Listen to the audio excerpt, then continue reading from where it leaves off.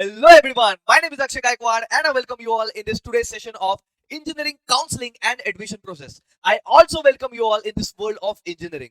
तो आज के सेशन में हम डिस्कस करने वाले हैं कि इंजीनियरिंग क्या है, इंजीनियरिंग के अंदर की कोर ब्रांचेस कौन सी है, इंजीनियरिंग के अंदर की सब ब्रांचेस कौन सी है, कैपराउंड क्या होता है, एडमिशन फॉर्म को भरते कैसे हैं, इसके स्टेजेस कितने हैं, इसके बाद में कौन से नेसेसरी डॉक्यूमेंट्स है, ये सारी जानकारी हम आपको देने वाले हैं ये वीडियो में, तो वीडियो को एंड तक देखिएगा। तो अभी आपके सबके दिमाग में होगा कि इंजीनियरिंग क्या है। तो सबसे पहले अगर मैं बता दूं आपको कि इंजीनियरिंग बेसिकली एक 4 साल का कोर्स है जो कि 8 सेमेस्टर्स में डिवाइडेड है। इंजीनियरिंग के अंदर बहुत सारी डिफरेंट डिफरेंट ब्रांचेस आती है, जो कि कोर ब्रांचेस होती है, कुछ सब ब्रांचेस होती है। तो जो भी ब्रांच आप सिलेक्ट करेंगे, देखो फर्स्ट ईयर तो सबके लिए कॉमन होता है, बट सेकेंड ईयर से आपकी ब्रांच की स्पेशलाइजेशन चालू होती है और आपके जो स्पेशलाइजेशन के डिफरेंट डिफरेंट सब्जेक्ट्स होते हैं वो आपको असाइन किए जाते हैं। तो first year is common for all और सेकेंड ईयर से आपको डिफरेंट डिफरेंट सब्जेक्ट्स अलोकेट किए जाते हैं।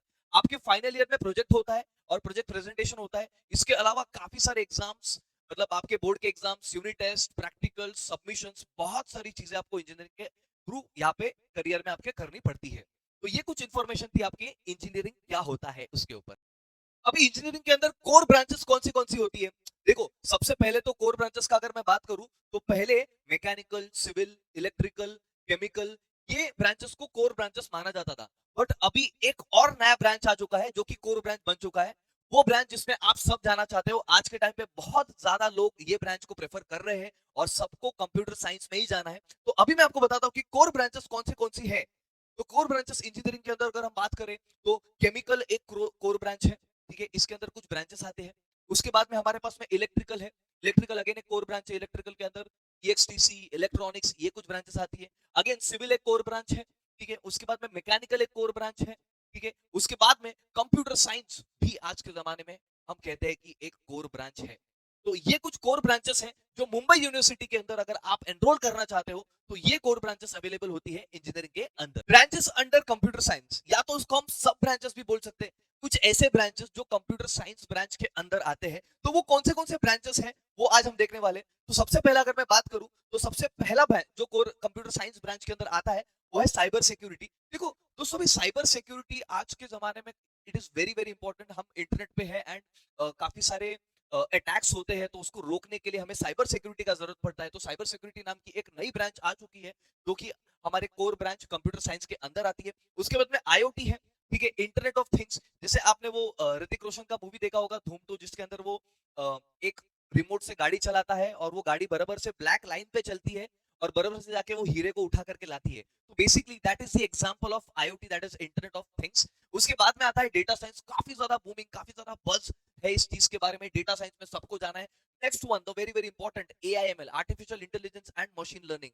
काफी ज्यादा लोग इस ब्रांच को प्रेफर कर रहे हैं आजकल। नई ब्रांच है, कंप्यूटर साइंस के अंदर आती है। And yes, information technology it also comes under computer science branch. तो ये कुछ कोर ब्रांचेस है जो कंप्यूटर साइंस ब्रांच के अंडर आती है, जिसमें आप एनरोल कर सकते हैं। अगर आपको कंप्यूटर साइंस ब्रांच नहीं मिलता है तो अगेन आप ये ब्रांचेस को प्रेफर कर सकते हो, क्योंकि इसके और कंप्यूटर साइंस ब्रांच के सब्जेक्ट्स ऑलमोस्ट सिमिलर होते हैं। फर्स्ट ईयर तो कॉमन होता ही है, सेकंड ईयर में भी काफी सिमिलर सब्जेक्ट्स देखने को मिलते हैं, थर्ड ईयर में भी काफी सिमिलर सब्जेक्ट्स आपको देखने के लिए मिलते हैं जो ये ब्रांचेस में कॉमन पाए गए हैं। जॉब्स एंड सैलरी, तो आप इतना मेहनत से 4 साल का इंजीनियरिंग करोगे तो उसके बाद में कौन सा जॉब आपको लगेगा, सैलरी कितना होगा, ये सारा भी हम डिस्कस कर लेते हैं। बट उससे पहले मैं आपको एक बात बता दूं, आपका ये 4 साल पढ़ाई पे पूरा फोकस होना चाहिए और आप बेसिकली नॉलेज अक्वायर करो और उसको इंप्लीमेंट करो। तो 4 साल बाद ऑटोमेटिकली आपको सैलरी जो है वो मिल जाएगी, क्योंकि at the end what matters is vitamin M. तो विटामिन एम मतलब विटामिन मनी, जो सबको पसंद है, जो सबको चाहिए, जिसके लिए आप ये इंजीनियरिंग कर रहे हो। तो हम देख लेते हैं कि कौन से जॉब्स है और कितने सैलरी पैकेजेस अवेलेबल है। तो you can be hired as, सबसे पहला अगर मैं बात करूं तो you will be hired as, first one is software developer. Salary package भी मैंने लिखा है। उसके बाद में आता है डेटा एनालिस्ट, ठीक है, काफी सारा बूमिंग जॉब है, सबको डेटा एनालिस्ट के लिए जाना है। Data scientist, database administrator, data engineer, software tester, network architect and system administrator. इसके साथ मतलब ये कुछ जॉब, सिर्फ इतने नहीं, इसके अलावा और भी जॉब अपॉर्चुनिटीज अवेलेबल है। मैंने कुछ जॉब्स यहाँ पे डाले हैं जो कि कंप्यूटर और आईटी या उसके रिलेटेड ब्रांचेस में अगर आप इंजीनियरिंग करते हो तो आपको मिलते हैं। एंड ये कुछ सैलरी पैकेजेस है, उसका रेंज मैंने दिया है। अगेन देखो दोस्तों, ये रेंज है सिर्फ, ठीक है। कितना सैलरी मिलेगा वो तो टोटली आपके 4 साल की मेहनत और जो आपने नॉलेज लिया है, जो आपके स्किल्स डेवलप हुए उसके ऊपर डिपेंड करता है। एलिजिबिलिटी क्राइटेरिया, अगर आपको इंजीनियरिंग करना है तो एलिजिबिलिटी क्राइटेरिया क्या है? तो सबसे पहला तो आपको इंजीनियरिंग करना है, ये सबसे पहला क्राइटेरिया होना चाहिए। अगर मैं बात करूं गवर्नमेंट डॉक्यूमेंट्स की, तो आपको किस किस डॉक्यूमेंट्स का जरूरत पड़ेगा? तो सबसे पहला आपके पास में होना चाहिए सीईटी और जेईई का स्कोर कार्ड, ठीक है, सबसे इंपॉर्टेंट रोल प्ले करेगा। उसके बाद में सेकंड पार्ट आपके पास होना चाहिए एचएससी 12th साइंस का मार्कशीट, जिसमें आपको, अगर आप ओपन कैटेगरी में है तो 45% मिनिमम मार्क्स होने चाहिए। अगर आप रिजर्व क्लास के अंदर आते हैं तो मिनिमम 40% आपके परसेंटेज होने चाहिए। तो अगर आप 45 ओपन में आते हो, तो अगर आप 40% रिजर्व कैटेगरी में आते हो तो आपके पास में है, तो you are eligible for engineering. Engineering में अगर आपको जाना है तो उसका एडमिशन प्रोसेस क्या है? ये टोटल 7 स्टेजेस में डिवाइडेड है। अगर मैं बात करूं फर्स्ट स्टेज का, तो सबसे पहला स्टेज आता है डिस्प्ले, रजिस्टर करना है आपको जाकर के ऑनलाइन पोर्टल पे सीईटी। सीईटी के ऑनलाइन पोर्टल पे आप जैसे रजिस्टर करोगे, आपको लॉगिन आईडी पासवर्ड मिलेगा। उसके बाद में आपको ऑनलाइन एप्लीकेशन फॉर्म फिलअप करना है, जिसमें आपकी सारी पर्सनल डिटेल्स, फोन नंबर, आपका नाम क्या है, पता क्या है, कौन से कास्ट में आते हो, गवर्नमेंट के कौन से स्कीम आप अप्लाई करना चाहते हो, सारी जानकारियां भरेंगे। उसके बाद में थर्ड स्टेज हमारा आता है कंफर्मेशन एट एआरसी सेंटर। तो जैसे ही आप ये ऑनलाइन फॉर्म भरते हो, वो सारे डिटेल्स को लेकर के आपको एआरसी सेंटर में जाना होता है। एआरसी सेंटर क्या है? तो एआरसी सेंटर बेसिकली आपके सिटी के आसपास एक कॉलेज को अलॉट किया गया है, जहां पे आप ये सारे डॉक्यूमेंट्स को वेरीफाई कर सकते हो। ये डॉक्यूमेंट वेरिफिकेशन के बाद में फोर्थ स्टेज हमारा आता है display of provisional merit list. यहाँ पे आपको एक रैंक दिया जाता है, और ये रैंक के बेसिस के ऊपर आपका जो है वो कैप राउंड का ऑनलाइन फॉर्म आप भरेंगे। कैप राउंड का ऑनलाइन फॉर्म भरने के बाद में, जिसको हम प्रेफरेंस लिस्ट भी कहते हैं, यहाँ पे प्रेफरेंस में आपको कौन सा कॉलेज चाहिए वो आप सॉर्ट करके लिखेंगे। उसके बाद में cap round 1, cap round 2, cap round 3, ये तीनों में से कोई एक कैप राउंड में आपको सीट अलॉट हो जाएगी, जो कि हमारा स्टेज 6 है। स्टेज 6 के बाद में आपको जब कॉलेज आपका कंफर्म हो जाता है, 7 स्टेज में आपको वो जो भी कॉलेज है उसको रिपोर्ट करना है, वहां पे जाके पैसे भर के एडमिशन, और आपका इंजीनियरिंग का जर्नी यहाँ से चालू हो जाएगा। तो एडमिशन का प्रोसेस कुछ इस तरीके से डिवाइडेड है टोटल 7 स्टेजेस के अंदर। तो कैप राउंड क्या होता है? सबसे इंपॉर्टेंट, आपके पूरे एडमिशन प्रोसीजर में सबसे इंपॉर्टेंट कोई चीज है तो वो है कैप राउंड। अब कैप राउंड क्यों इतना इंपॉर्टेंट है? क्योंकि यही कैप राउंड, मतलब टोटल 3 कैप राउंड होते हैं, वो 3 कैप राउंड में बेसिकली आपको सीट अलोकेट किया जाता है।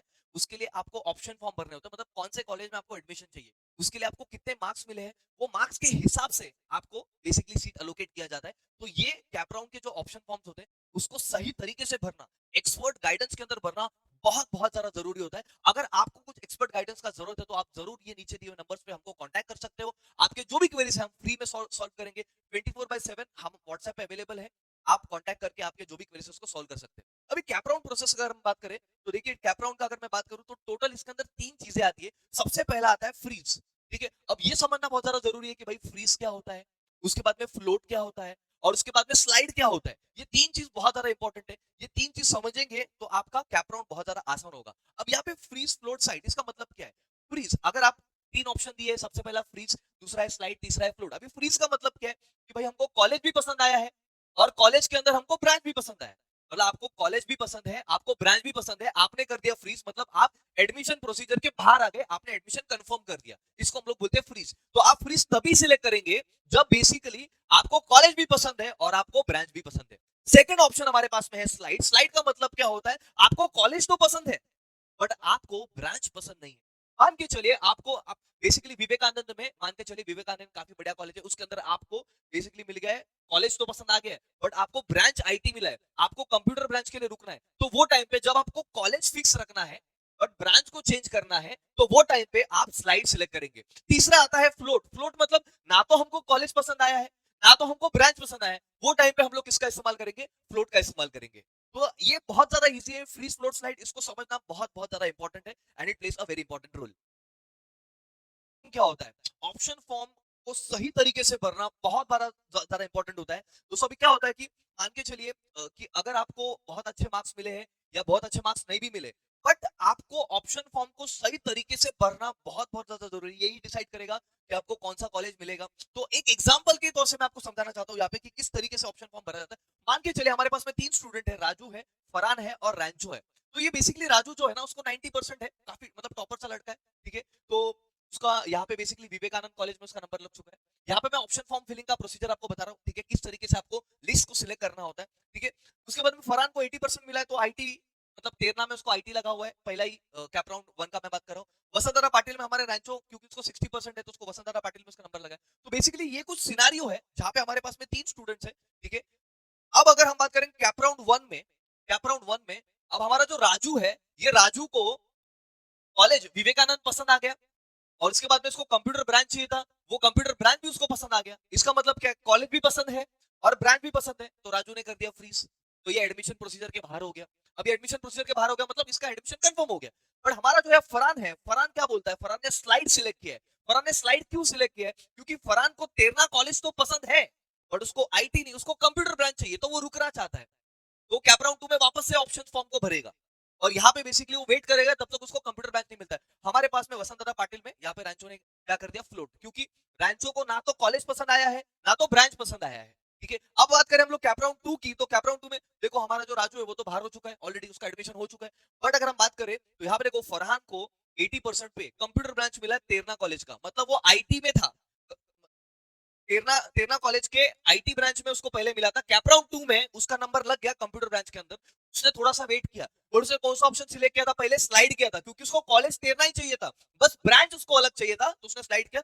बट आज वो खुश है, उसको कंप्यूटर ब्रांच मिला है, तेरना कॉलेज मिला है, तो उसने क्या कर दिया, फ्रीज। बट हमारा जो रैंचो है ना वो रिस्क टेकर है, और रैंचो ना बेसिकली गाइडेंस सेशंस ले रहा है। ठीक है, उसको कोई ना कोई सही तरीके से गाइड करने के लिए रैंचो यहाँ पे भी फ्लोर सिलेक्ट करता है, क्योंकि जो भी परसेंटेज रैंचो को मिला है उसके बेसिस के ऊपर उसको और बेहतर कॉलेज मिल सकता है। तो अगर हम देखेंगे थर्ड कैप राउंड के अंदर, तो यहाँ पे आप देख सकते हो रैंचो को 60% है, बट फिर भी उसको फरहान से अच्छा कॉलेज मिला है और कंप्यूटर ब्रांच में डॉन बॉस्को में उसका एडमिशन हो गया है। तो बेसिकली देखो ये एक एग्जांपल है दोस्तों, आपको जो भी परसेंटेज मिला है वो परसेंटेज के हिसाब से एक ऑप्शन फॉर्म का कैटेगरी लिस्ट हमको बनाना पड़ेगा। वो लिस्ट के हिसाब से अगर मतलब आप सही तरीके से लिस्ट को भरेंगे तो आपको कम परसेंट मिला है फिर भी आपको सही कॉलेज मिल सकता है। तो ऑप्शन फॉर्म्स जो है वो सही तरीके से भरना बहुत बहुत ज्यादा जरूरी है।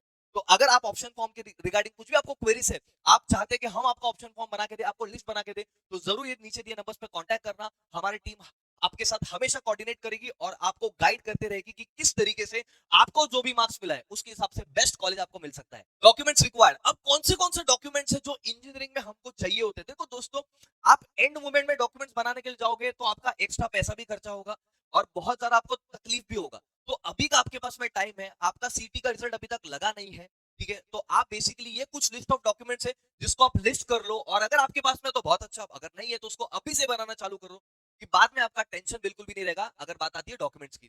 तो कौन से डॉक्यूमेंट्स रिक्वायर्ड अगर मैं बात करूं इंजीनियरिंग के अंदर, अगर आप ओपन कैटेगरी में हो तो सबसे पहले आपको लगता है एसएससी मार्कशीट, एचएससी मार्कशीट, उसके बाद में सीईटी या जेईई का आपका स्कोर कार्ड होता है वो आपको नेसेसरी होता है, इंडियन नेशनल सर्टिफिकेट जो डोमिसाइल होता है, उसके बाद में school leaving certificate. Open category को ये सिर्फ 5 डॉक्यूमेंट्स का जरूरत पड़ेगा अगर आपको इंजीनियरिंग में एडमिशन लेना है। तो अगर आप बैकवर्ड क्लास से बिलोंग करते हो तो आपको एक्स्ट्रा लगेगा caste certificate, cast validity and non criminal certificate, जिसका वैलिडिटी भी होना चाहिए है। तो ये कुछ डॉक्यूमेंट्स है जो किसको लगते हैं, बैकवर्ड क्लास के बच्चों को लगते हैं। ठीक है, इसके बाद में अगर हम बात करेंगे डॉक्यूमेंट्स रिक्वायर्ड, अगर माइनॉरिटी कैंडिडेट हो आप तो लिविंग सर्टिफिकेट होना चाहिए, having information pertaining to religion, जो भी रिलीजन से आप हो उसका सर्टिफिकेट, लिविंग सर्टिफिकेट आपके पास होना चाहिए। ठीक है, तो आपको माइनॉरिटी केसेस में माना जाएगा और माइनॉरिटी कॉलेजेस में आपको उस तरीके से कंसीडर किया जाएगा। उसके बाद में next the very very important TFWS candidate. अब देखो टीएफडब्ल्यूएस कैंडिडेट का मतलब क्या होता है, ध्यान से समझेगा। If annual income is less than 8 lakh then the income certificate is required, ये एक डॉक्यूमेंट आपको लगेगा। देखो अभी दोस्तों यहाँ पे क्या होता है ना, मैं अगर बात करूं तो अगर आप ओपन कैटेगरी में हो तो ओपन कैटेगरी के बच्चों को बिल्कुल भी कोई भी तरीके का सुविधा नहीं मिलता है। तो गवर्नमेंट की तरफ से एक सुविधा आपको मिलती है जिसको हम लोग बोलते हैं टीएफडब्ल्यूएस। टीएफडब्ल्यूएस का मतलब क्या, ध्यान से समझेंगे हम लोग। ठीक है, सबसे पहला टीएफडब्ल्यूएस मतलब क्या होता है, ट्यूशन फी वेवर स्कीम। ठीक है ना, ट्यूशन फी वेवर स्कीम। मान के चलिए आपके इंजीनियरिंग कॉलेज की एक साल की फीस 100 रुपीज है, तो ये 100 रुपीज में एग्जाम्पल लेते हैं हम, 80 रुपीज जो होता है वो आपका ट्यूशन फीस होता है और 20 रुपीज जो होता है वो आपका डेवलपमेंट चार्जेस होता है, कॉलेज का बहुत सारे चार्जेस होते हैं जो आपको पे करने होते हैं। तो यहाँ पे ट्यूशन फी वेवर स्कीम मतलब टीएफडब्ल्यूएस का मतलब क्या होता है, ट्यूशन फी वेवर स्कीम। तो ये जो ट्यूशन फी है वो आपकी माफ हो जाएगी दोस्तों, ये ट्यूशन फी आपकी माफ हो जाएगी और आपको सिर्फ 20% फीस भरनी पड़ती है। और इसका एलिजिबिलिटी किसके लिए, आप ओपन कैटेगरी में अप्लाई करना चाहिए। ओपन कैटेगरी में अप्लाई करने के बाद में आपका पेरेंट्स का एनुअल इनकम भी लेस देन 8 लाख रुपीस, अगर 8 लाख से नीचे एनुअल इनकम है तो आप ये कैटेगरी में फिट हो जाओगे और आपका एकदम सस्ते प्राइस में इंजीनियरिंग कंप्लीट होगा। ठीक है, तो ये थी कुछ जानकारी जो इंजीनियरिंग एडमिशन प्रोसेस को लेकर के थी। ऐसे और वीडियोस के लिए हमारे चैनल को सब्सक्राइब करो। आपको नए नए जो नोटिफिकेशंस होंगे जो डीटी की तरफ से आएंगे, जो भी आपको इंजीनियरिंग में लगने वाले डॉक्यूमेंट्स है, जो भी चीजें नोटिफिकेशन नहीं आते आपको हमारे चैनल पे मिलेगी। तो वीडियो को जल्दी से जल्दी अपने दोस्तों के साथ शेयर करो और जुड़े रहो हमारे साथ में, ये चैनल को सब्सक्राइब करके। Thank you very much for watching this video.